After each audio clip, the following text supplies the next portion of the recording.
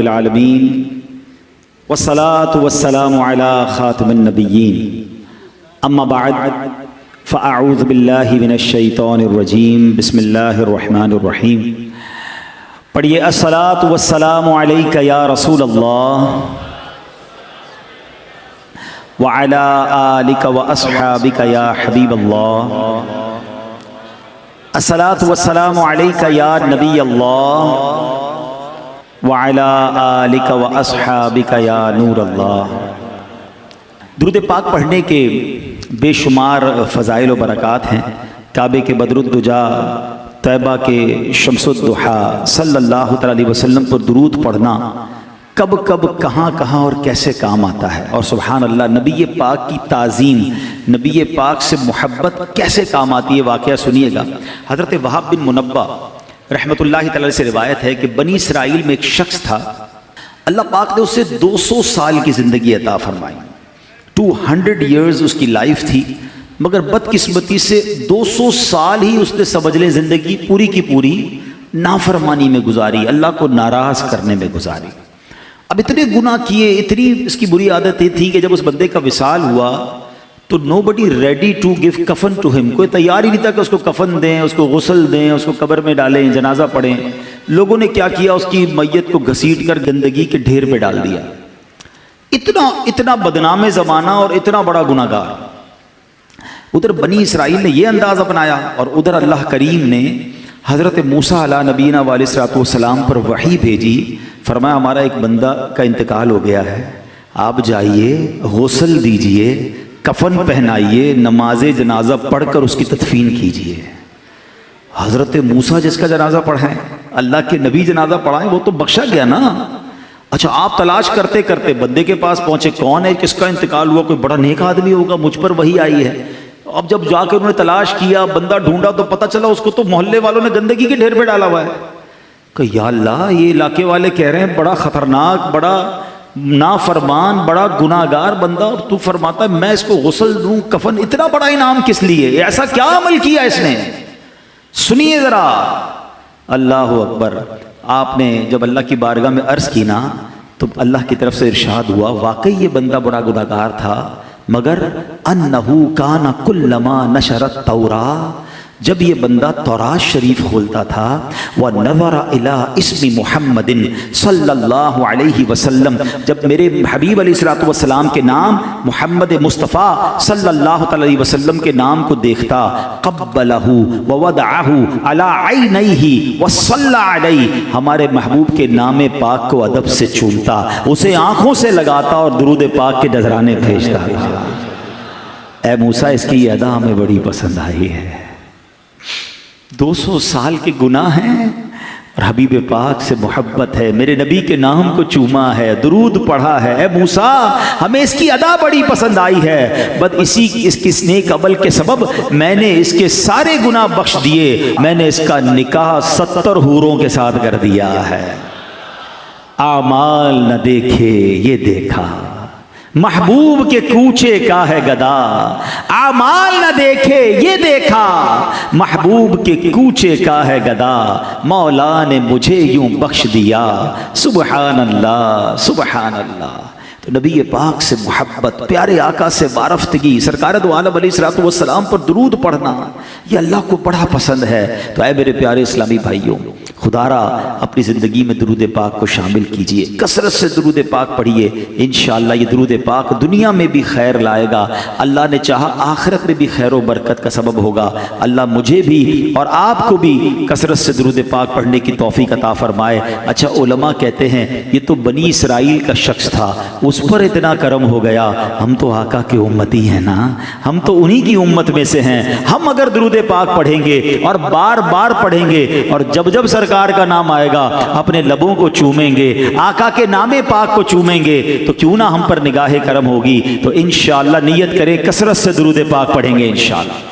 یہ mobile phone جو ہے نا، یہ ہمارے روز کے گھنٹوں لے جاتا ہے. اس سے تھوڑا اپنے آپ کو نکالیے، تھوڑا سا یہ آپ ذرا غور کریں نا. اس موبائل فون نے اتنا بیزی کر دیا ہم کو، ہم ایبسنٹ مائنڈڈ ہو گئے ہیں. ہمارے گھر میں رہ کر بھی ہم گھر میں نہیں ہیں. وہ یاد ہے کچھ عرصہ پہلے کراچی میں موبائل کسی نہ کسی واقعے کی وجہ سے بند ہو جاتا ہے، ایک دن کے لیے موبائل فون بند ہوا، تو میں نے ایک سوشل میڈیا پہ بڑی دلچسپ پوسٹ پڑھی تھی کہ ایک شخص نے کہا کہ آج بڑے دنوں بعد اپنے گھر والوں سے ملاقات ہوئی، پتہ چلا بڑے اچھے لوگ ہیں، کیونکہ گھر میں رہتے بھی ہماری ملاقات تو نہیں ہے نا گھر والوں سے، بیوی اپنے موبائل پر ہے، بچے اپنے موبائل پر ہیں، ہم اپنے موبائل، گھر میں ہیں مگر گھر میں نہیں ہیں، تو کب بڑے دنوں بعد ملا گھر والوں سے، بڑے اچھی باتیں کرتے ہیں، بڑے اچھے لوگ ہیں، ٹوڈے آئی نو دیٹ ماشاءاللہ۔ تو اب یہ حال ہے ہمارا کہ ہمیں پتہ ہی نہیں ہمارے بچے کہاں، ہم کہاں، تو تھوڑا سا موبائل کوئی ٹائم ایسا ہونا چاہیے کہ جو ہم، اب پتہ ہے دنیا میں باقاعدہ اس فینومینا پہ کام ہو رہا ہے کہ کئی ایسی جگہیں بنائی جا رہی ہیں، یعنی ایک ہوٹل کے بارے میں نے پڑھا، امریکہ میں غالباً وہ ہوٹل ہے کہ اس ہوٹل میں باقاعدہ آپ جائیں تو اب تو ہم تو اس ہوٹل میں جانا پسند کرتے ہیں جہاں وائی فائی ہو، وہاں جیمر لگائے گئے ہیں کہ کوئی فون کام نہیں کرے گا، اور وہاں لکھا ہوا ہے ہمارے ریسٹورنٹ میں آنا ہے تو ہمارے ساتھ پھر صرف کھانا کھائیے، موبائل نہیں چاہیے ہمیں، تاکہ پتہ تو چلے آپ نے کھایا کیا ہے۔ ہاں یہ بھی ایک دلچسپ بات ہے، اگر کبھی دیکھیں نا گھر والے ہم دوپہر کا کھانا کھائیں اور فون پہ ہی لگے ہوئے اور کھانا بھی کھا رہے ہیں، تو گھر والے پوچھتے کھانا کیسا لگا، پتہ نہیں کیسا تھا کھانا، ذائقہ تو آئے گا جب آپ کھانا کھائیں گے، ہم تو فون پہ لگ کر کھانا کھا رہے ہوتے ہیں، تو ہمیں ٹیسٹ تک پتہ نہیں چل رہا، عجیب عجیب بیماریاں ہو رہی ہیں۔ میں آپ کو ایک اور بات بتاؤں، آپ دیکھیں کس کس کے انگوٹھے میں درد ہو رہا ہے، جو انگوٹھا ہے نا کبھی اس کو موو کر کے دیکھیے گا، جو بہت زیادہ موبائل کا استعمال کرے گا نا اس کے تھم میں درد ہونا شروع ہو جائے گا۔ میں ایک صاحب سے ملا، ان کے ہاتھ پہ ایک بڑی عجیب قسم کی پٹی بندھی ہوئی تھی، تو میں نے کہا خیر تو ہے، کیا ہوا؟ اچھا ان کا واقعی بہت استعمال تھا موبائل کا، بزنس پوائنٹ آف ویو سے زیادہ استعمال تھا، تو انہوں نے کہا میرے انگوٹھے میں اتنا درد ہوا کہ میری پھر یہ پورا ہاتھ میں درد شروع ہو گیا۔ تو میں نے ڈاکٹر کو دکھایا دبئی میں، تو اس نے کہا اب یہ بہت سارے مریض آ رہے ہیں جن کا بہت زیادہ موبائل کا استعمال ہے، انگوٹھے کی ایک رگ ہوتی ہے جو بہت زیادہ استعمال کی وجہ سے خراب ہونے لگ گئی ہے۔ اچھا پھر اس نے بڑی عجیب بات بتائی جو میں نے سیکھی، اس لیے میں آپ سے یہ ذکر اس لیے چھیڑا میں نے، جو میرے لیے بڑی نئی بات تھی۔ اس نے کہا عبدالحبیب صاحب یہ بتائیں انگوٹھا کتنے کام کے لیے بنایا؟ اللہ پاک نے انگوٹھے کو کتنے زیادہ کاموں کے لیے بنایا ہے؟ اس نے بتایا انگوٹھا صرف گرپ کے لیے ہے، پوری دن اگر موبائل کو چھوڑ دیں باقی کیا کام ہے انگوٹھے کا؟ ہم کسی بھی چیز کو پکڑتے ہیں نا تو انگوٹھا اس کی گرپ کرتا ہے، اس کو پکڑتا ہے، یہ ہمارے انگوٹھے کا استعمال تھا، موبائل فون کے لیے تھوڑی بنا تھا۔ اب پورا دن ہزاروں میسج جو کر رہا ہے وہ انگوٹھا اتنے زیادہ استعمال کے لیے بنا ہی نہیں تھا، اس کو اتنا استعمال کر دیا کہ اس میں درد ہونا شروع ہوا، اس کی رگیں خراب ہونا شروع ہو گئی ہیں۔ اس کو ڈاکٹر نے یہ کہا کہ اب آپ انگوٹھے سے چیٹنگ نہیں کریں گے، آپ انگلیوں سے چیٹنگ کریں گے ورنہ انگوٹھا ہی خراب ہو جائے گا۔ تو یہ تو صرف انگوٹھے کی بات ہے، کئیوں کی آنکھیں خراب ہو رہی ہیں، کئیوں کے کان خراب ہو رہے ہیں۔ اتنا موبائل نہ کریں ایسا، موبائل ضرورت کے لیے ہو مگر موبائل زندگی بن جائے یہ کس نے کہا تھا؟ تو اللہ کرے یہ بات سمجھ آ جائے، اور اس کی وجہ سے تلاوت کا ٹائم نہیں ہے، درود کا ٹائم نہیں ہے، نمازوں کا لوگوں کے پاس ٹائم نہیں ہے، تو خدا را درود پاک کی کثرت کیجئے، یہ دنیا میں بھی کام آئے گا، آخرت میں بھی کام آئے گا۔ دکھوں نے تم کو جو گھیرا ہو تو درود پڑھو، دکھوں نے تم کو جو گھیرا ہو تو درود پڑھو، جو حاضری کی تمنا ہو تو درود پڑھو۔ آئیے مل کر محبت کے ساتھ بآواز بلند درود پاک پڑھ لیں۔ صلو علی الحبیب صلی اللہ تعالی علی محمد صلی اللہ علیہ وسلم۔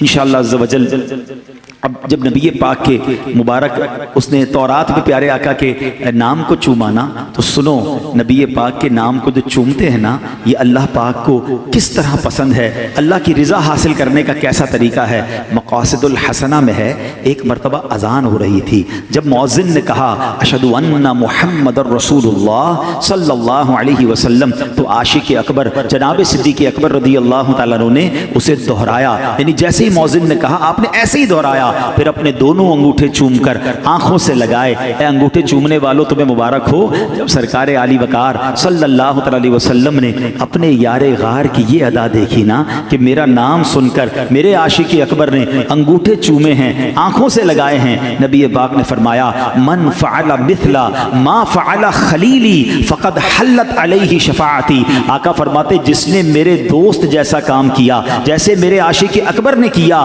اگر کسی نے ایسا ہی کیا اس کے لیے میری شفاعت حلال ہو گئی۔ فرمایا امام حسن مجتبی رضی اللہ تعالیٰ عنہ فرماتے ہیں جب مؤذن کہے اشہد ان محمد الرسول اللہ صلی اللہ علیہ وسلم، تو جو بندہ یہ سن کر کہے مرحبا بحبیبی وقرۃ عینی محمد ابن عبداللہ، پھر دونوں انگوٹھے چوم کر آنکھوں پر رکھے، وہ کبھی اندھا نہیں ہوگا، اس کی آنکھیں کبھی نہیں دکھیں گی۔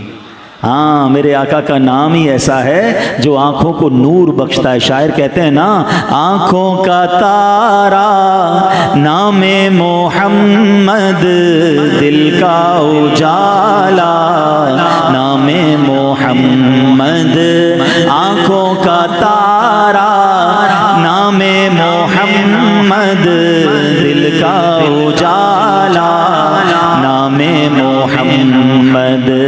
پوچھے گا مولا ہے لایا کیا کیا پوچھے گا مولا ہے لایا کیا کیا میں یہ کہوں گا نام محمد دل کا اجالا.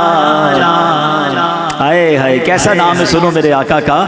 مراکش میں ایک نیک عورت رہتی تھی, کتابوں میں یہ واقعہ منقول ہے. اس کی عادت تھی جب اسے کوئی تنگی یا پریشانی پیش آتی اپنے ہاتھ چہرے پہ رکھتی. انداز کیا ہوتا تھا؟ اپنے دونوں ہاتھ چہرے پہ رکھتی اور سبحان اللہ اپنے چہرے کو دونوں ہاتھوں سے چھپا کر کیا کہتی؟ یا محمد. محمد صلی اللہ علیہ وسلم کہتی. نام پاک کی برکت سے اس کی پریشانی دور ہو گئی. کچھ عرصے بعد اس عورت کا انتقال ہو گیا. مرنے کے بعد اس کی کسی رشتہ دار عورت نے اس سے پوچھا کہ تمہارے ساتھ کیا معاملہ ہوا؟ کہا قبر میں 2 فرشتے آئے, منکر نکیر آئے, سوال پوچھنے آئے. جب وہ میرے پاس آئے میری تو عادت تھی جب کوئی پریشانی ہوتی تھی دونوں ہاتھ چہرے پہ رکھ کے محمد کہتی تھی, آقا کو پکارتی تھی, مسئلہ حل ہو جاتا تھا. فرشتے آئے, میں نے چہرہ چھپایا اور محمد صلی اللہ علیہ وسلم کہا.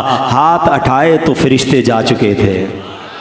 آئے ہائے سبحان اللہ. اچھا مفتی اعظم ہند مصطفیٰ رضا خان صاحب یہی تو خیال پیش کیا ہے نا کہ ٹھیک ہے قبر میں فرشتے آئیں گے, سوال جواب کریں گے, مگر حضور میرا تو دین و ایمان ہی آپ ہیں. میں نے آپ ہی کی طرف اشارہ کر دینا ہے. وہ کیا لکھتے ہیں؟ میرا دین و ایمان فرشتے جو پوچھیں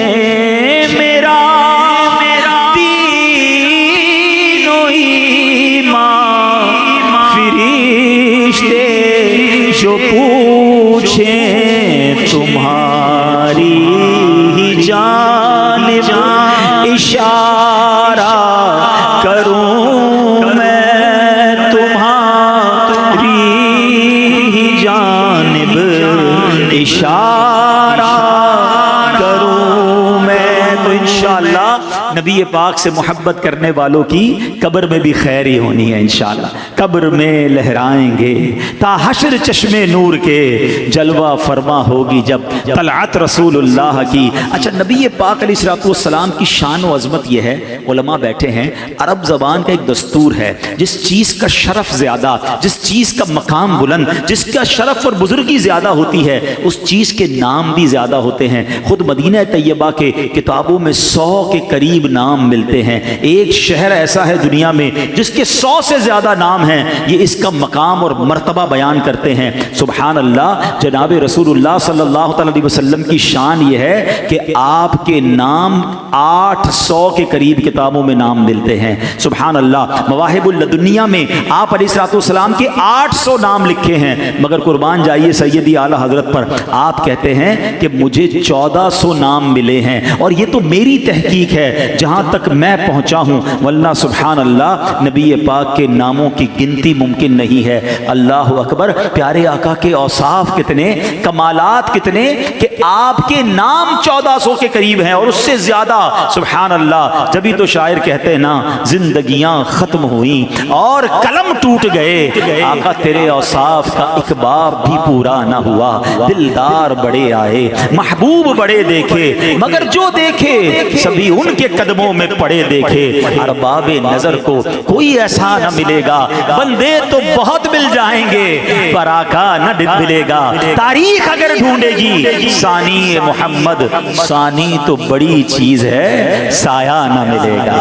اللہ اکبر. نبی پاک علیہ السلام کے نام مختلف مقامات پر کیا ہیں سنتے جائیے. سبحان اللہ کی صدا بلند کرتے جائیے, دل میں عشق رسول کو اور بڑھاتے جائیے. اللہ اکبر. حضرت کعب الاحبار بڑی بزرگ ہیں رضی اللہ تعالیٰ عنہ، آپ فرماتے ہیں اہل جنت کے ہاں آپ کا نام عبد الکریم ہے، اہل دوزخ کے ہاں عبد الجبار ہے، اہل عرش کے یہاں آپ کا نام عبد الحمید ہے، فرشتوں کے ہاں آپ کا نام عبد المجید ہے، انبیاء کرام کے ہاں آپ عبد الوہاب جانے جاتے ہیں، جنات کے ہاں آپ کا نام عبد الرحیم، پہاڑ آپ کو عبد الخالق کہتے ہیں، خشکی میں آپ کا نام عبد القادر ہے، سمندروں میں عبد المہیمن ہے، مچھلیاں آپ کو عبد القدوس کہتی ہیں، وحشی جانور آپ کو عبد الرزاق کہتے ہیں، شیطانوں کے ہاں عبد القہار ہے، درندے یعنی چیر پھاڑ کر جو جانور کھاتے ہیں ان کے نزدیک آپ کو عبد السلام وہ کہتے ہیں، چوپائے آپ کو عبد المومن کے نام سے پکارتے ہیں،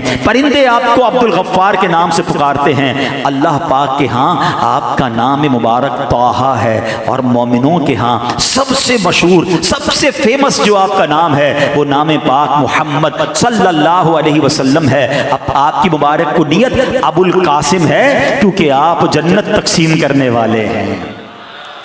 یہ شمس و قمر کے ہیں کشاں اور تارے، یہ شمس و قمر کے ہیں کشاں اور تارے، یہ محفل سجائی محمد کے صدقے، محفل سجائی محمد کے صدقے، آنکھوں کا تارا نام محمد، دل کا اجالا نام محمد۔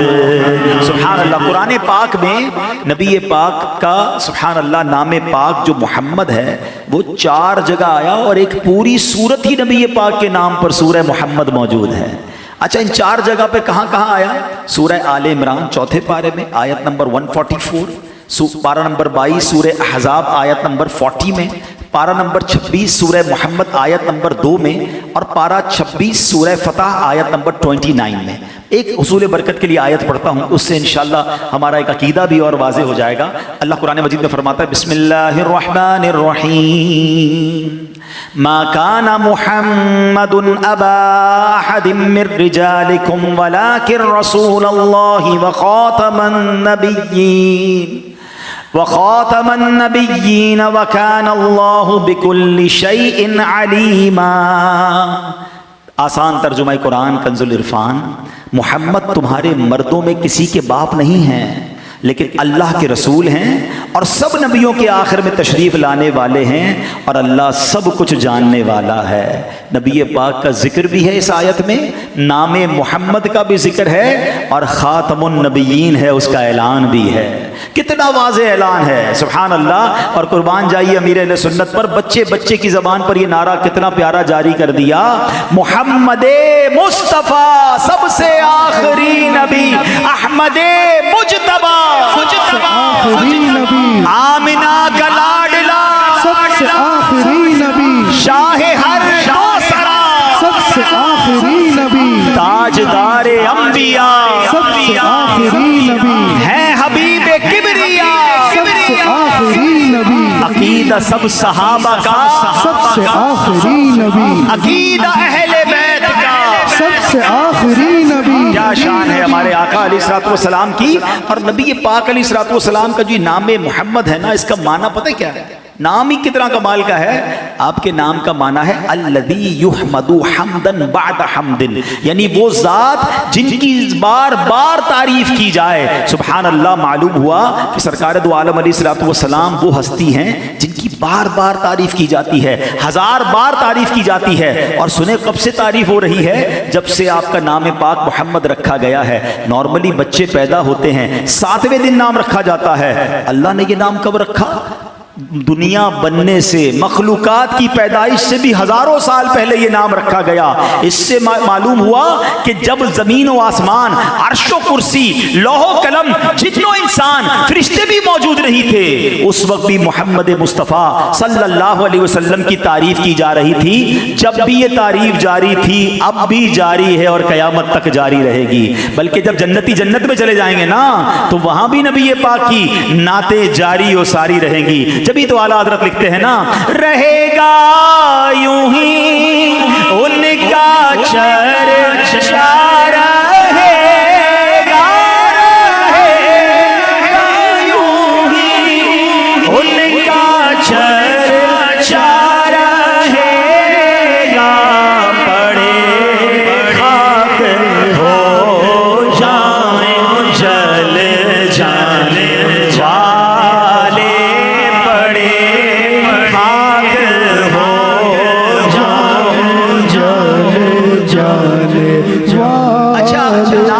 محمد خود بھی ڈسکرائب کرتا ہے، عقیدہ ختم نبوت اتنا مضبوط ہمارا ہونا چاہیے کہ اتنا پلپلی دیوار ہو تو اس میں کوئی پن داخل ہو جاتی ہے، ہم اپنے عقائد میں اتنے مضبوط ہو کہ کوئی وسوسے کی پن ڈالنا چاہے تو پن ٹیڑھی ہو جائے، دیوار میں داخل نہ ہو سکے، تو اتنا مضبوط عقیدہ رکھو۔ سنو دلائل تو علماء نے بڑے دیے، ذرا ایک لطیف نکتہ دیکھو، علماء کہتے ہیں کہ لفظ محمد حمد سے بنا ہے، ٹھیک ہے، اور حمد ہمیشہ آخر میں کی جاتی ہے، یعنی کھانا کھا لیتے ہیں تو کیا کہتے ہیں؟ الحمدللہ۔ پانی پیئے تو آخر میں کیا کہتے ہیں؟ الحمدللہ۔ کوئی بھی کام ہو جائے تو اس کے بعد حمد کی جاتی ہے، یہاں تک کہ اللہ پاک نے اہل جنت کے متعلق کیا فرمایا؟ وآخر دعواہم ان الحمدللہ رب العالمین، اور ان کی دعا کا خاتمہ یہ ہے کہ تمام تعریفیں اس اللہ کے لیے ہیں جو تمام جہانوں کا پالنے والا ہے۔ معلوم کیا ہوا؟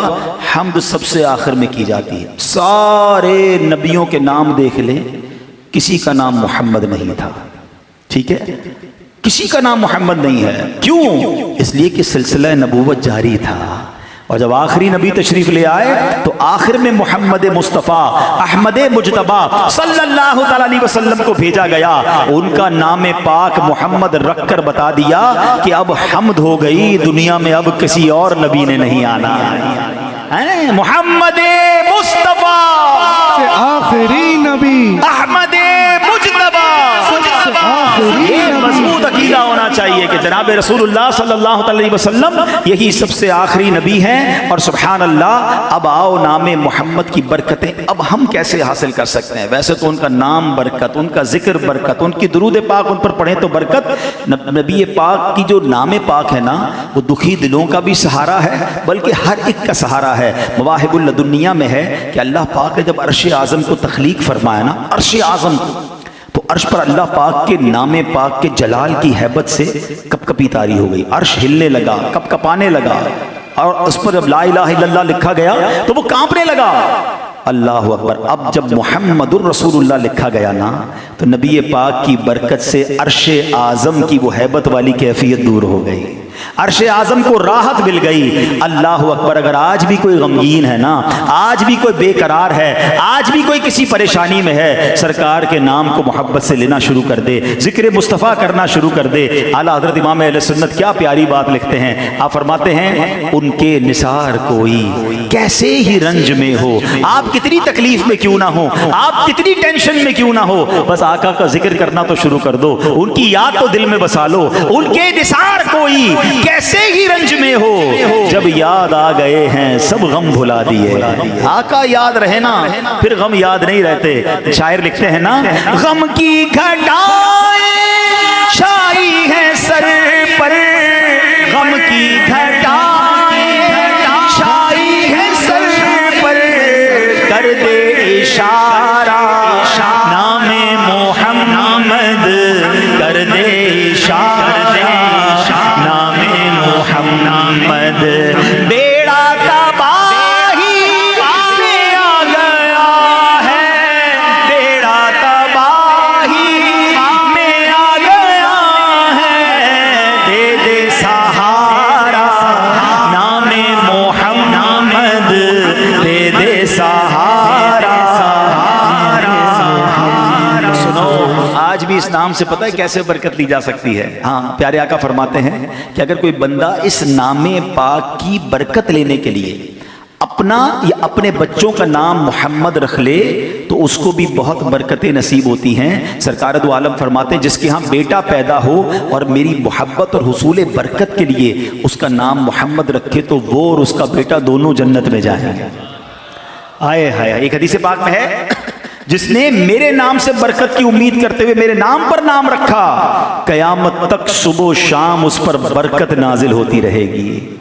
اب یہ بڑا معاملہ ہے آج کل استاد صاحب بھی بیٹھے ہیں، علامہ صاحب بھی بیٹھے ہیں، اور بھی علماء ہیں، ہمارے پاس لوگ آتے ہیں کہتے بچوں کا نام بتائیں، مگر حضرت ایسا بتائیں جب پورے خاندان میں کسی کا نہ ہو، بلکہ پاکستان میں بھی کسی کا نہ ہو، تو کوئی پھر تو مریخ سے نام لانا پڑے گا۔ بھائی کیا ضرورت ہے اتنے یونیک نام کی؟ ایسا نام جو جنت میں لے جائے، ایسا نام جو برکتیں نازل ہوں، ہمیں چھوڑ کر یونیک نام ڈھونڈنے۔ ارے اللہ والوں کے نام پہ نام رکھو۔ سبحان اللہ۔ سیدی اعلیٰ حضرت کا کیا طریقہ تھا؟ جب کوئی آپ سے نام پوچھتا بچے کا، آپ نام محمد رکھتے، پکارنے کے لیے کوئی اور نام رکھ دیتے ہیں، بلال رکھ دیتے، حمزہ رکھ دیتے، کوئی بھی نام. اسی طرح امیر اہل سنت کی بارگاہ میں بھی جب کوئی آتا ہے بیٹے کا نام پوچھتے ہیں، آپ محمد ہی نام عطا فرماتے ہیں. پھر پکارنے کے لیے احمد رضا، بلال رضا، حمزہ رضا، کوئی بھی اچھا نام صحابی کے نام پہ نام رکھیں. مگر اب تو جناب نام وہ چاہیے جو بالکل ہی یونیک ہو. یہ نہ کریں. آپ بچوں اور بچیوں کے نام انبیاء، صحابہ، اہل بیت، ان کی برکتیں ملیں گی آپ کو، آپ کے خاندان پر برکتیں نازل ہوں گی. اب امام غزالی علیہ رحمۃ اللہ الوالی کا نام کیا ہے؟ امام محمد بن محمد غزالی. آپ کا نام بھی محمد، آپ کے والد کا نام بھی محمد، آپ کے دادا کا نام بھی محمد. ہم تو کہتے نہیں ضرورت یہ نام نہ دے، وہ میرے چچا کے بیٹے کا نام ہے، وہ ہمارے محلے میں کسی کا نام ہے، کوئی اور نام بتائیں. ہمیں تو نام ہی نہیں چاہیے وہ جو کسی کا رکھ لیا گیا ہو. تو یہ نہ کریں. سبحان اللہ، نام رکھیں. ہاں اچھا، پھر محمد رکھ کر پکارنے کے لیے دوسرا نام کیوں؟ تاکہ اس نام کا ادب بھی باقی رہے. کیونکہ بعض اوقات غصہ آ جاتا ہے آپ کو، اب آپ نام محمد لے کر کچھ اور بھی کہہ دیں تو کہیں بے ادبی نہ ہو جائے. تو سبحان اللہ، نام بھی رکھنا ہے اور اس کا ادب بھی برقرار رکھنا ہے. اللہ والے کیسے ادب رکھتے تھے؟ محمود غزنوی کے بارے میں آتا ہے، ان کے جو وزیر تھے ایاز، جو ان کے پاس ہوتے تھے، تو ان کا بیٹے کا نام محمد تھا. تو انہوں نے ایک بار کہا، اے ایاز کے بیٹے ادھر آؤ. تو بیٹا کہتا ہے، حضور لگتا ہے کوئی غلطی ہو گئی ہے، روز تو آپ میرا نام لے کے پکارتے تھے، آج آپ نے مجھے ایاز کا بیٹا کہا. تو کہا بیٹا بات یہ ہے، میں روز تمہیں جب پکارتا تھا نا، میں وضو سے ہوتا تھا. تمہارا نام محمد ہے نا، آج وضو نہیں تھا تو میری غیرت نے گوارا نہیں کیا کہ بے وضو میں یہ نام لے لوں. ادب والے تو ایسے ادب کرتے ہیں. علماء کہتے ہیں ایسے نام رکھو، ضرور رکھو، پھر اس کے نام کا ادب بھی کرو. اسی نام کے ساتھ معاذ اللہ بری باتیں لوگ لگا رہے ہوتے ہیں. جبھی تو علماء کہتے ہیں بولنے میں احتیاط کرنی چاہیے. کون سا وقت قبولیت کا ہو، جیسے کسی کا جیسے کہتے ہیں رحمت، برکت، یہ نام اول تو رکھنے نہیں چاہیے. رکھے تو پھر اس کے سنبھالیں اس کو. گھر میں برکت بھائی ہے، نہیں برکت نہیں ہے، چلی گئی. تو کہیں برکت قبولیت کا وقت ہے نا، برکت ہی چلی جائے. رحمت ہے، نہیں ہے، رحمت نہیں ہے، تو کیا پتہ قبولیت کا وقت نہ ہو. تو نام وہ رکھیں کہ پھر جس کا آپ احترام بھی کریں، اور نام اچھے ہی رکھنے چاہیے. اور بہرحال سبحان اللہ، بیٹے کی بات ہوئی ہے تو سنو. بڑے ہو سکتا ہے بیٹوں کے تمنائیں یہاں ہوں، مجھے سن رہے ہوں. امام عطا رحمۃ اللہ تعالی فرماتے ہیں کہ جو یہ چاہے کہ اس کی عورت کے حمل میں لڑکا ہو تو اسے چاہیے کہ اپنا ہاتھ عورت کے پیٹ پر رکھ کر کہے، ان کان ذکرن فقط سمیتہ محمدن، یعنی اگر یہ لڑکا ہوا تو میں نے اس کا نام محمد رکھا، انشاءاللہ لڑکا ہوگا. آقا کے نام کی برکت دیکھو انشاءاللہ. مگر یہاں میں ایک چھوٹا سا باریک نقطہ ضرور عرض کروں گا. یقیناً لڑکا بیٹا بہت بڑی نعمت ہے، مگر بیٹی بھی بہت بڑی سعادت ہے. بہت ساری حدیثیں ہیں بیٹیوں کے فضائل پر. نبی پاک علیہ الصلوۃ والسلام فرماتے جس کا مضمون ہے کسی کی 3 بیٹیاں ہوں، اس کی اچھی پرورش کرے تو اللہ پاک ماں باپ دونوں پر جنت واجب قرار دے دیتا ہے. ایک صحابی نے کہا حضور 2 بیٹیاں ہوں؟ فرمایا 2 بیٹیاں ہوں پھر بھی جنت واجب ہو جاتی ہے. کسی نے عرض کی حضور 1 بیٹی ہو؟ فرمایا 1 بیٹی ہو پھر بھی جنت واجب ہو جاتی ہے. اور ایک حدیث تو بیٹیوں کے لیے اتنی نرالی ہے، اللہ کے حبیب علیہ الصلوۃ والسلام فرماتے جس کا مضمون ہے بیٹیوں کو برا مت کہو، بے شک میں بھی بیٹیوں والا ہوں. یہ جملہ کتنا پیارا ہے، میں بھی بیٹیوں والا ہوں. مگر آج گھر میں عجیب جھگڑے ہیں، اس بات پر لڑائیاں ہو رہی ہیں، بیٹا نہیں ہو رہا، اپنی بیوی کو تانے دیتے ہیں. اللہ کے بندو، وہ آپ کی زوجہ ہے، عورت کے ہاتھ میں نہیں ہے، اس کے اختیار میں نہیں ہے، یہ اللہ کی دین ہے. اب تو میڈیکل سائنس بھی یہ بتاتی ہے کہ جناب عورت سے زیادہ مرد کا معاملہ ہوتا ہے، لیکن اللہ جسے چاہے عطا فرمائے. آپ کو وظیفہ بھی دے دیا، لیکن اس بنا پر اپنی بیوی پر ظلم کرنا، اپنی بیوی کو تانے دینا، اس کے لیے زندگی مشکل کر دینا، خدا کے واسطے ایسا نہ کریں. نام محمد صلی اللہ علیہ وسلم جن کا ذکر خیر سن رہے ہو نا، میں آپ کو حدیث پاک سناتا ہوں. حدیث پاک ہے جس کا مضمون ہے کہ سن لو تم میں سب سے بہترین وہ ہے، the best amongst you. آقا فرماتے تم میں بہترین وہ ہے جو اپنے گھر والوں کے ساتھ بہترین ہے. فرمایا میں تم سب سے زیادہ اپنے گھر والوں کے ساتھ بہترین ہوں. ان میں سے جن کو اللہ نے یہ نعمت دی ہے، شریک حیات دی ہے، تو وہ بھی دل رکھتی ہے.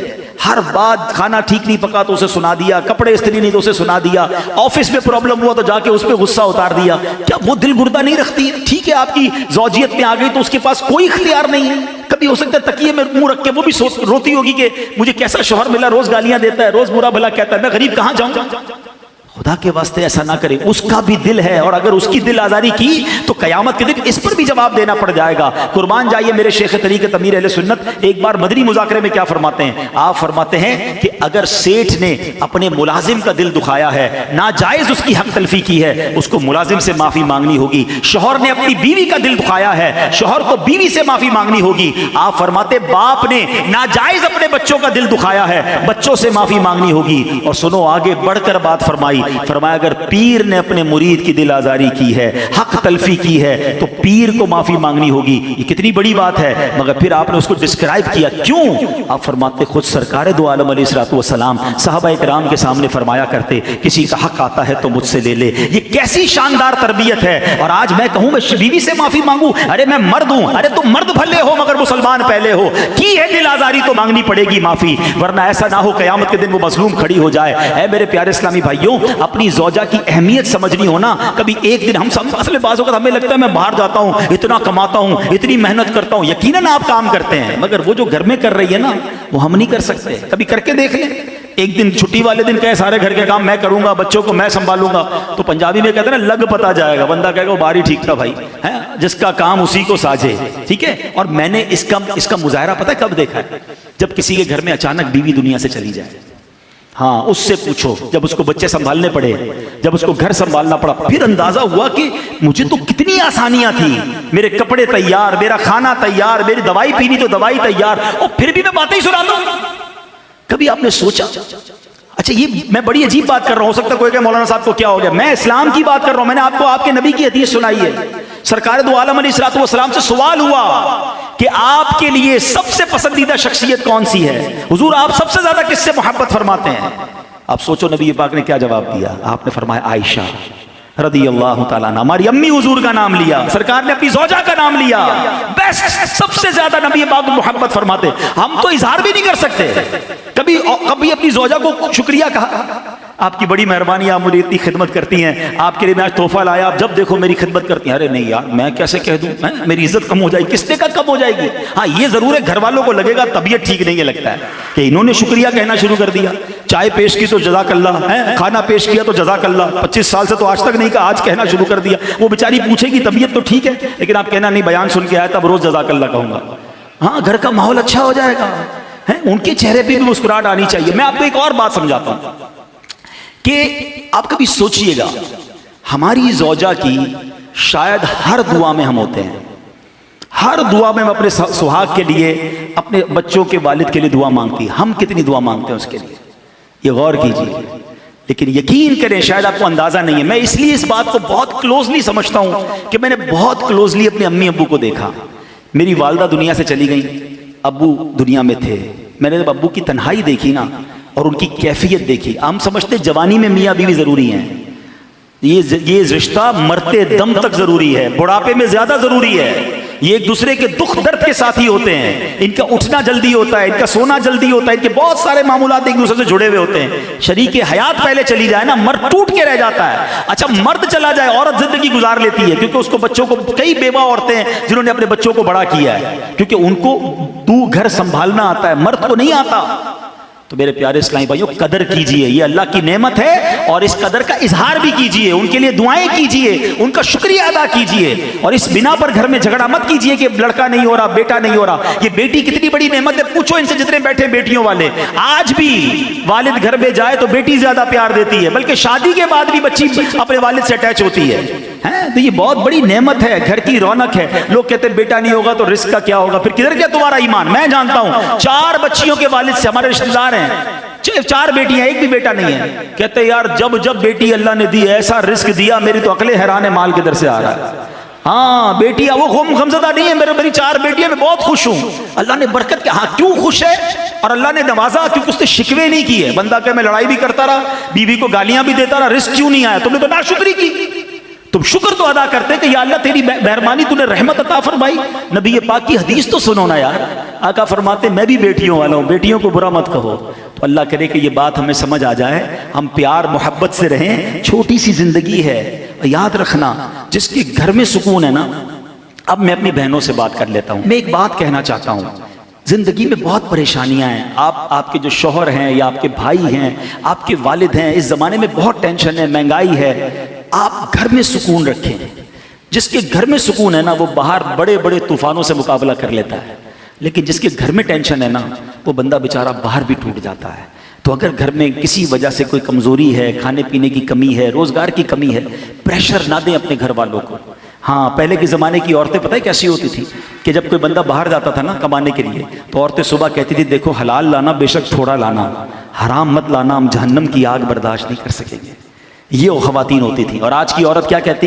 چوری کرو, ڈاکہ ڈالو, کچھ بھی کرو, مجھے میری فرمائشیں پوری کرو, مجھے یہ چیز چاہیے. اب اس ٹینشن میں بیچارہ یا تو وہ غلط کام کرتا ہے, چوری چکاری کی طرف, رشوت کی طرف چلا جاتا ہے, یا پھر ٹینشن میں آ کر مریض بن جاتا ہے, یا پھر خودکشی کرتا ہے. تو پلیز پریشر نہ دیں, مل کر رہیں. گاڑی کے دو پہیے ہیں, پیار سے رہیں, ہاتھ پکڑ کر جئیں. ایک بات میں نے زندگی میں دیکھی ہے, جس عورت نے دکھ سکھ میں اپنے شوہر کا ساتھ دیا ہے نا, دکھ میں تکلیف میں اپنے شوہر کا ساتھ دیا ہے, اللہ نے اس عورت کو سکھ کے دن ضرور دکھائے ہیں.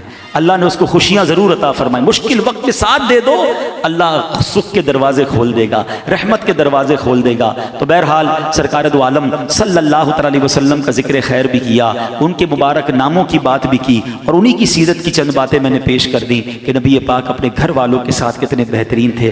گھر کا سودا سلف بھی لے جاتے, گھر والوں کے ساتھ نرمی سے پیش آتے, حسنین کریمین کو کاندھوں پہ سواری کراتے. کیا ہم اپنی فیملی کے ساتھ ایسے ہیں؟ فیملی کے ساتھ فیملی ممبر بن کے رہیے. ہم بعض اوقات فیملی میں بھی افسر بن کے رہتے ہیں, باہر بھی افسر ہوتے ہیں نا, تو گھر میں بھی افسر ہی چلا رہے ہوتے ہیں. گھر میں افسر بن کر نہیں, گھر میں جناب لیڈر بن کے نہیں, گھر میں آپ گھر کے فرد بن کر رہیے, تو انشاءاللہ پوری فیملی خوشگوار زندگی گزارے گی. اور یہی ہمارا اسلام ہمیں سکھاتا ہے. بعض لوگ باہر والوں کے لیے بڑے بڑے مسکرا کر ملنے والے, حسن اخلاق کے پیکر ہوتے ہیں, اور گھر جاتے ہی منہ پھلا لیتے ہیں. نہیں, گھر والوں کا زیادہ حق ہے, اور اس میں بھی ماں باپ کا سب سے زیادہ حق ہے. ماں باپ کے ساتھ, بیوی بچوں کے ساتھ, بھائی بہنوں کے ساتھ. ہاں, ایک اور پرابلم ہے, شادی ہو گئی اب بھائی بہنوں کو چھوڑ دیتے ہیں. نہیں, بھائی بہن بھی جڑے ہوئے ہونے چاہیے. ماں باپ چلے جائیں نا, بالخصوص میرا مشورہ ہے بھائی بہن ایک دوسرے سے جڑ جاؤ, یہی تمہارے ماں باپ کی روح چاہتی ہے.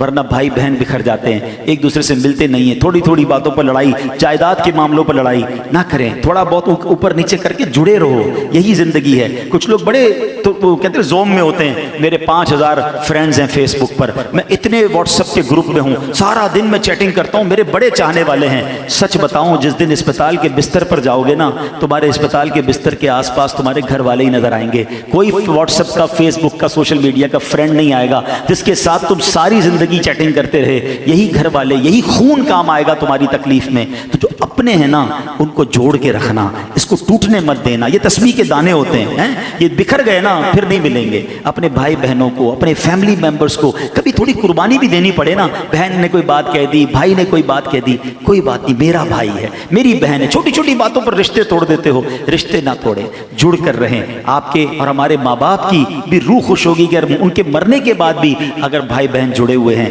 تو اللہ کرے یہ بات دل میں آ جائے کہ ہماری فیملی جڑی رہے, محبت سے رہے, پیار سے رہے. اور یہی میری اور آپ کی شریعت ہمیں سکھاتی ہے. ہم دنیا والوں کے لیے مہربان, اور گھر میں جائیں تو وہ گھر والوں کے لیے ٹینشن. ایسا نہیں ہونا چاہیے. اللہ کرے دل میں اتر جائے میری بات. الحمدللہ ایسی پیاری باتیں, عشق رسول والی باتیں, سیرت رسول پر عمل کرنے والی باتیں دعوت اسلامی کے پیارے ماحول میں ہمیں سکھائی جاتی ہیں. آپ بھی اس ماحول سے وابستہ رہیے, دعوت اسلامی کے اجتماعات میں شرکت کیجیے, مدنی قافلوں میں سفر کیجیے. ایسے بیانات اور سنیں گے تو مزید انشاءاللہ نرمی, شفقت, مسکراہٹ, سنت پر عمل کرنے کا جذبہ بیدار ہوگا انشاءاللہ. تو آپ مدنی چینل دیکھیں تو انشاءاللہ ایسے بیان سنتے رہیں گے. صلو علی الحبیب.